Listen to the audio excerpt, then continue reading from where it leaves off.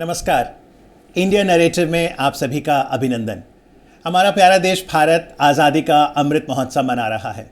वर्षों के संघर्ष के बाद 15 अगस्त 1947 को भारत आज़ाद हुआ। लेकिन क्या आप जानते हैं, भारत के पहले स्वाधीनता दिवस के अवसर पर राष्ट्रपिता महात्मा गांधी ने एक इच्छा जाहिर की थी। गांधी जी पाकिस्तान जाना चाहते थे। इस बात का उल्लेख Gandhi's Hinduism the struggle against Jinnah's Islam पुस्तक में भी है। और कार्यक्रम द टॉक में आज के हमारे मेहमान इसी पुस्तक के लेखक हैं। स्वागत कीजिए श्री एम.जे. अकबर का। नमस्कार सर। नमस्कार। अकबर जी न केवल एक प्रख्यात लेखक हैं बल्कि जर्नलिस्ट हैं, सांसद रहे हैं और साथ ही भारत सरकार में आप विदेश राज्य मंत्री भी रहे हैं। सर, सबसे पहला सवाल यही कि महात्मा गांधी जी 15 अगस्त 1947 को पाकिस्तान क्यों जाना चाहते थे? सवाल का प्रश्न बहुत ही सरल है। वो पाकिस्तान में कभी यकीन नहीं करते थे।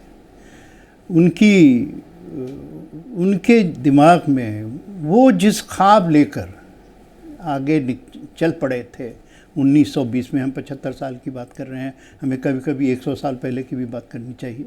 100 साल पहले जब नॉन कोऑपरेशन मूवमेंट 1920 में गांधी जी ने शुरू किया, उस वक्त जो गांधी जी का विज़न था, उस विज़न में समझिए दो स्तंभ थे।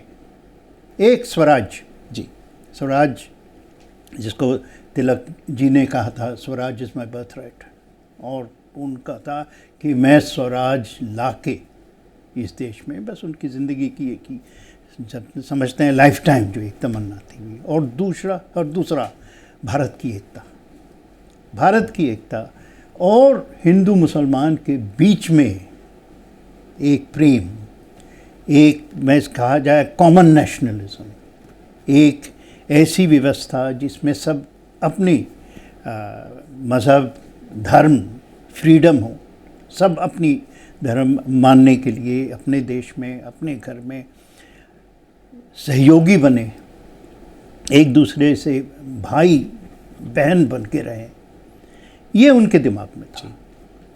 और उन्होंने जब परचम उठाया, जब झंडा फहराया, 1920 में ही शायद उन्होंने, या 21 में, तिरंगा का पहला जो ढांचा था उन्होंने देश को दिया। तिरंगा उस वक्त उठा था जी, हमारे देश और हमारे फ्रीडम स्ट्रगल का प्रतीक बन गया था। तो ये जो और उनका जो था कि आज़ादी तो लेंगे, आज़ादी हमें कोई दिया नहीं है, आज़ादी हमने लड़के लिया जी। ये कहना कि अंग्रेज़ हमें आज़ादी दिए हैं, ये मूर्खता है। और सारे देश ने लड़के आज़ादी दी, और वो आज़ादी तो 1947 में गांधी जी ने हमें सौंप दिया, लेकिन देश की एकता नहीं सौंप पाए, क्योंकि अंग्रेज़ और मोहम्मद अली जिन्ना, उन्होंने 1940 में, आपने मेरी किताब की जिक्र की है जी, उसमें सारी कहानी 1940 से लेकर 47 तक कैसे मिलकर रणनीति बना के पाकिस्तान बना। और ये सारे जो रेफरेंसेस हैं वो ब्रिटिश आर्काइव्स के हैं। अच्छा। सारे पेपर्स जो हैं, ट्रांसफ़र ऑफ पावर डॉक्यूमेंट्स और उनके मेमोइर्स वगैरह के हैं, और उन्हीं के अपने कागज़ों से मैंने ये निकाला है। उन्होंने 47 में जब फाइनली सब ने पार्टीशन मान लिया, तो समझिए गांधी जी का दिल टूट गया। उनका भारत, उनका हिंदुस्तान, वो अफ़गानिस्तान के बॉर्डर से लेकर बर्मा के बॉर्डर तक था। वो कभी मान नहीं सकते थे कि जो पूर्वजों की भारत जो है, जो हमारे तो कितने अनगिनत जनरेशन्स की जो भारत है, उस भारत को कोई तोड़ दे। और जब 15 अगस्त आया, आप समझिए ये बड़ी बात है। सारे देश में जलसा था, लोग तो यकीन नहीं कर पा रहे थे। उस दिन 15 अगस्त को गांधी जी दिल्ली में नहीं थे, हट के बोले तुम मनाओ। ऑल इंडिया रेडियो उनके पास आया, उन्होंने कहा मेरे पास कोई शब्द नहीं, जाओ। बीबीसी आया, ये कह के आपका जो मैसेज है न सिर्फ इस देश में, हम दुनिया भर में, तो बीबीसी को कह दिए कि मैं अंग्रेजी भूल गया हूँ।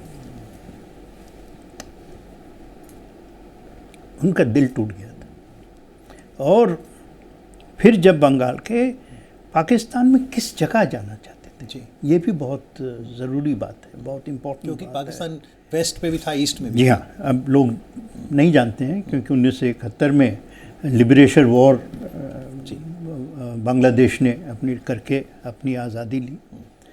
तो गांधी जी कहाँ जाना चाहते थे? गांधी जी नोआखाली जाना चाहते थे, क्योंकि सबसे ज़्यादा अगर कोई प्रोविंस, प्रांत कम्युनल बन गया था 1946 से लेकर, वो बंगाल था।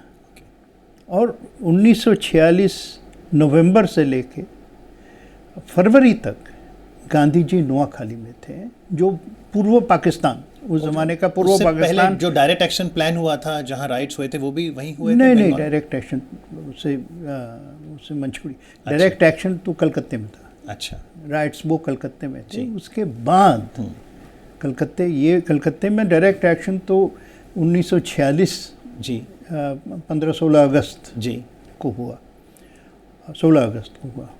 ये 1946 के बने अक्टूबर नवंबर। अच्छा, और वहाँ पे हिंदुओं के खिलाफ जुल्म हुई बहुत। और गांधी जी जाके 3 महीना रहे, 3 महीना लेके फिर वहाँ पे अमन लाए, चैन लाए, आश्वासन लाए। उस वक्त मुल्क एक था, एक कोई भी सब्ज़ी उसको खुद अक्सर पीस कर खा लेते थे। उनके साथ जो लोग जाते थे, जो बहुत नज़दीक थे, यानी पहले प्यारे लाल हो, उसके पहले महादेव देसाई, जो सेक्रेटरीज थे, सुशीला जी थी उनके साथ वगैरह, तो वो कभी कभी उनके मेमोइर्स में लिखा है कि अरे कम से कम खाना तो कुछ अच्छा दो।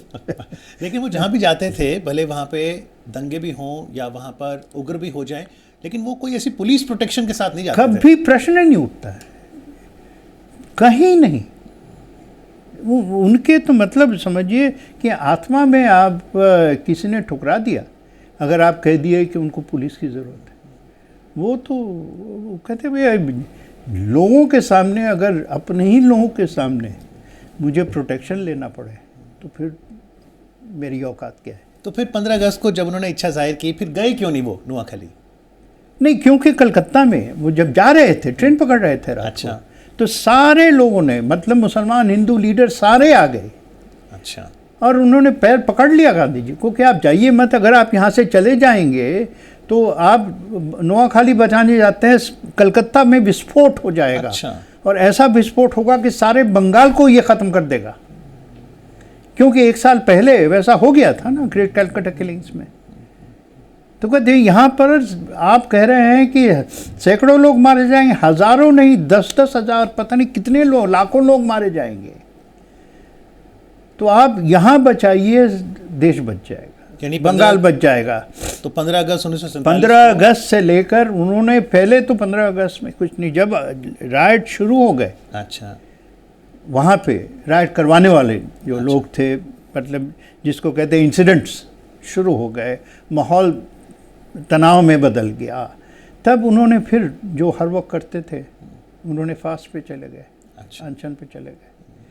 और बस सारा कलकत्ता, ये कहानियाँ हैं जब वहाँ रहते थे। और आपको पता है, अब तो फिल्मों में भी आ गया है कि पहले जब गए तो कुछ लोग गुंडे आके पथराव भी करने लगे, नारे भी उनके खिलाफ लगे, लेकिन 48 घंटे में, 72 घंटे में उन्होंने जब अनशन पे गए, तबीयत जब ख़राब होने लगी, हर मोहल्ला के गुंडे जो है आके पैर सारे बंगाल को उन्होंने एक आदमी बचाया। सारे बंगाल, मतलब आप सिर्फ कलकत्ता की बात नहीं कर रहे हैं, जो दूसरी तरफ मैं कह रहा हूँ सारे बंगाल, बिहार पूर्व को। तो जो बाकी नेता थे उस समय, चाहे पंडित नेहरू हों, सरदार पटेल हों, मौलाना आज़ाद हों, इनका रिएक्शन क्या था कि महात्मा गांधी 15 अगस्त को दिल्ली में नहीं थे और कलकत्ता में थे और फिर पाकिस्तान जाने की इच्छा भी जाहिर कर रहे थे? खामोशी, किसी की हिम्मत थोड़ी थी। अच्छा, कि गांधी जी के खिलाफ एक आवाज़ उठा ले। जिस इंसान ने अपने जीवन को कुर्बान करके हथेली पे रख के आज़ादी दिलवाई है, उसके खिलाफ कौन क्या बोल सकता है। और उनकी नीयत जो थी, उनका जो ख्वाब था, उनका जो सपना था, उनकी जो इच्छाएं थी, उससे कौन झगड़ा कर सकता था। आखिर देश की एकता के लिए अपनी जान दे रहे थे ना, अमन के लिए जान दे रहे थे, शांति के लिए जान दे रहे थे।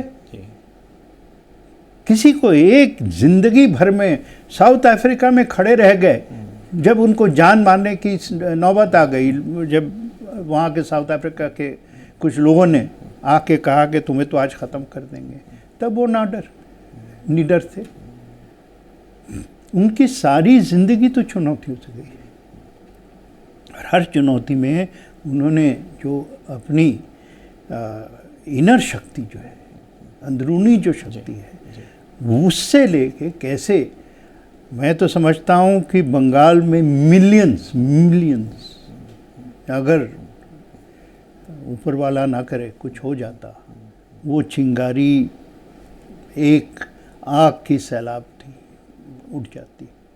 तो ये गांधी जी की जो कंट्रीब्यूशन है हमारे, वो मैं समझता हूँ कि किसी के पास लफ्ज़ नहीं है, और इसलिए हम किसी की कलम की ताकत नहीं है कि वो पूरी सच्चाई को कागज़ पे करते। तो जन गण में एकता लाने के लिए आपको लगता है जब कई प्रयास किए जाते हैं, जैसे हर घर तिरंगा, या जैसे हम दोनों ने ही खादी पहना है, तो क्या ये जनमानस को जोड़ने में सक्षम होते हैं? देखिए, आज ये जो तिरंगा आंदोलन प्रधानमंत्री नरेंद्र मोदी जी ने शुरू किया है, ये इसकी माने बहुत गहरी हैं। ये तो है एक तरफ से ठीक है, आज़ादी है, 75 साल है, बहुत बड़ा एक मौका है, जश्न है, और एक ऐतिहासिक खुशी की लहर बच्चे बच्चे के अंदर होनी चाहिए। मुझे इतना इमोशनल हो जाता हूँ मैं जब मैं एक बच्ची को देखता हूँ अपने हाथ में झंडा लिए हुए चल रही जी अकेले जी। तो लेकिन इसके पीछे बहुत और बातें हैं। ये कभी नहीं भूलना चाहिए कि हमारा तिरंगा खादी का है, और खादी जो है, गांधी जी के पहले भी खादी था। गांधी जी ने क्या किया, उन्होंने विदेशी कपड़े की आग जला दी, आग लगा दी, और कहा कि अगर खादी क्यों पहनूं, क्योंकि खादी जो है गरीब के लिए रोटी है, बस ये गरीब की रोटी है, इसमें गरीब की तकदीर है। घर में एक गरीब औरत चरखे से कुछ आने, उस ज़माने में रुपए आने होते थे, कुछ आने कमा लेगी और उससे अपने बच्चों को रोटी देगी। इसलिए उन्होंने मास मार्केटिंग की खादी की, क्योंकि उनके दिमाग में बस यही था, उस गरीब माँ की आंसू जो है, उस गरीब बच्चे की तकदीर बनाओ, तब आज़ादी का कुछ मतलब होता है। नहीं तो आज़ादी तो कागज़ पे लिखा एक दस्तखत है। जब तक गरीब के लिए हम भूख से आज़ादी नहीं देंगे, जब हम इलिटरेसी से आज़ादी नहीं देंगे, जब तक हम उसकी तकदीर को एक 21वीं सदी में नहीं ला पाएंगे, तब तक आज़ादी अधूरा है। तो आपको लगता है 15 अगस्त 1947 को हमें राजनीतिक आज़ादी तो मिल गई, लेकिन 75वीं वर्षगांठ पे कहीं ना कहीं संकल्प लेना होगा कि आर्थिक आज़ादी के लिए अभी भी हमें काम करना है। जी हाँ, और मैं समझता हूँ कि हमारे प्रधानमंत्री ये मैसेज, यही है उनका मैसेज कि 75 साल पीछे तो ज़रूर देखो, लेकिन अगले 75 साल आगे भी तो देखो।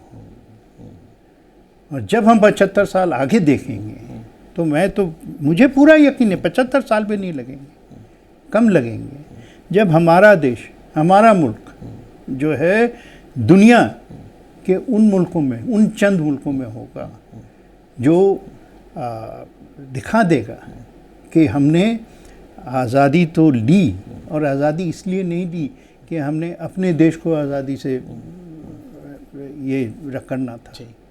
हमने अपने देश में पॉलिटिकल आज़ादी थी, हमने इकोनॉमिक आज़ादी दी, और हम ऐसी तरक्की करेंगे कि हम दुनिया के डेवलप वर्ल्ड्स के जी पहले 5-10 मुल्कों में रहेंगे, जी और ऐसा मुल्क बनाएंगे जिसमें गरीबी एक बहुत ही ख़राब याददाश्त हो, ज़िंदगी के उसमें कोई दखल ना हो। जी।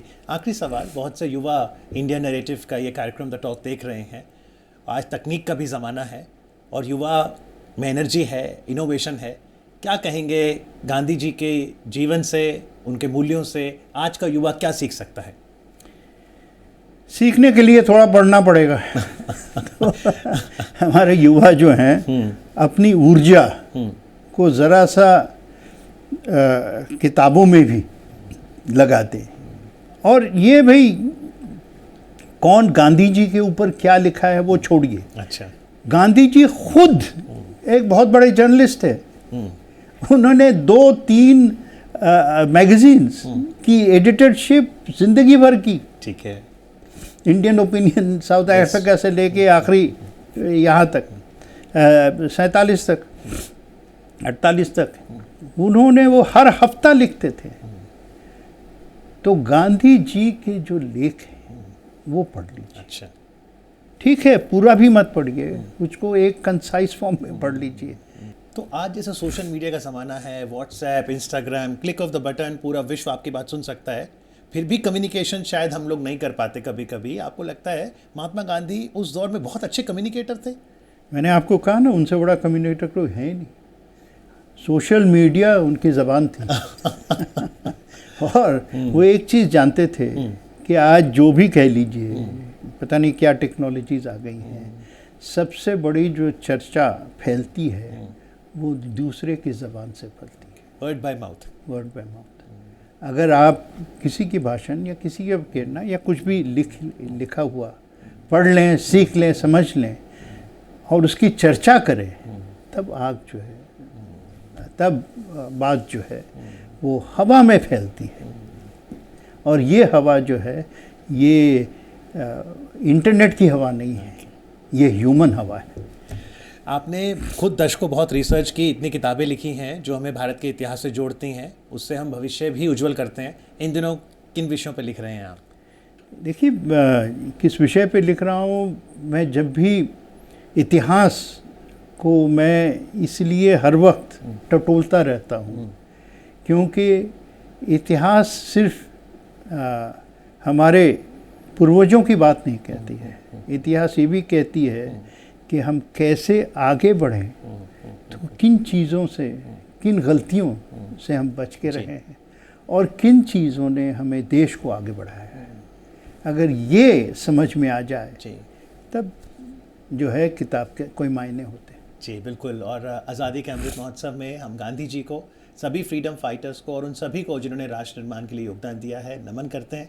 और आप जैसे इतिहासकारों को भी धन्यवाद देते हैं कि जब ऐसे अवसर आते हैं तो आप हमें इतिहास के पन्नों में ले जाते हैं और उसके आकलन से हमें आने वाले समय के लिए प्रेरणा देते हैं। बहुत बहुत शुक्रिया अकबर साहब कार्यक्रम में आके चर्चा करने के लिए। Thank you. बहुत धन्यवाद आपका।